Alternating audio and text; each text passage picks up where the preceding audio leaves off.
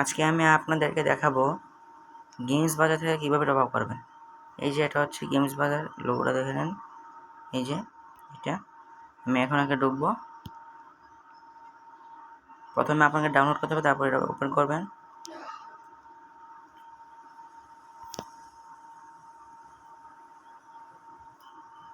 তারপর এই যে দেখছেন আইডি কোড টপ আপ, এই যে ক্লিক করবেন। ক্লিক করে দেখছেন উইকলি মান্থলি, যেটা সিলেক্ট করবেন করার পরে এখানে ইউআইডি দিবেন, যেটা ইউআইডি দিবেন। তারপর আপনার যদি ওয়ালেট থাকে ডলার থেকে করবেন, আর যদি বিকাশ নগর থেকে করেন তারপর বাইনারি দিবেন, তারপরে ক্লিক করে নেবেন।